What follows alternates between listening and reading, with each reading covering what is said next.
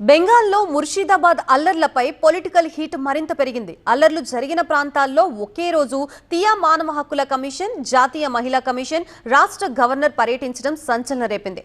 అల్లర్ల బాధితుల్ని governor Anand Bose పరామర్శించారు. అయితే ప్రశాంతంగా ఉన్న ముర్షిదాబాద్లో మళ్లీ అల్లర్లు రెచ్చగొట్టడానికి బీజేపీ కుట్ర చేస్తోందని తృణమూల్ ఆరోపించింది. బెంగాల్లో హింసపై రాజకీయం మరింత ముదిరింది. అల్లర్లు జరిగిన ప్రాంతాల్లో జాతీయ మానవ హక్కుల కమిషన్తో పాటు జాతీయ మహిళా కమిషన్ సభ్యులు పర్యటించారు. బాధితులను వివరాలు అడిగి తెలుసుకున్నారు.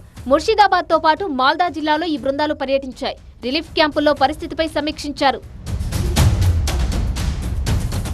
వక్ఫ్ చట్టానికి వ్యతిరేకంగా చెలరేగిన హింసలో 3 ప్రాణాలు కోల్పోయారు. వేలాది మంది గ్రామాలను ఖాళీ చేసి సురక్షిత ప్రాంతాలకు తరలి వెళ్లారు.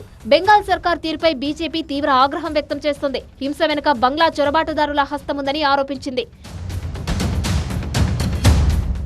మాల్దాలో గవర్నర్ ఆనంద్ బోస్ పర్యటించారు. బాధితులతో ఆయన మాట్లాడారు. అయితే గవర్నర్ తీరుపై టీఎంసీ మండిపడింది. గత 5 రోజులుగా ముర్షిదాబాద్లో ఒక్క హింసాత్మక ఘటన కూడా జరగలేదని, కావాలనే ప్రశాంతతను భగ్నం చేయడానికి గవర్నర్ అక్కడికి వెళ్లారని టీఎంసీ నేతలు తీవ్ర ఆగ్రహం వ్యక్తం చేశారు.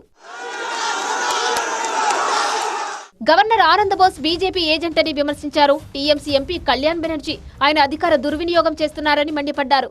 You see, since when the CB Anand Bose became the governor, he is acting as the agent of the central ruling party there. He has earlier had given shelter to all the hooligans of the BJP in the governor house. He is now party spokesperson. Since the court has not allowed anybody to enter into the area is concerned so that the peace and tranquility can be improved, CB Anand Bose, by abusing his position, has entered there. CB Anand Bose is a completely political agent of the BJP party. మాల్దాలో వాస్తవ పరిస్థితులు తెలుసుకోవడానికి వచ్చినట్టు governor Anand Bose స్పష్టం చేశారు. Relief క్యాంపుల్లో ఉన్న అల్లర్ల బాధితులతో governor మాట్లాడారు. ప్రజలను అన్ని విధాలా ఆదుకోవాలని అధికారులకు ఆనంద్ బోస్ సూచించారు.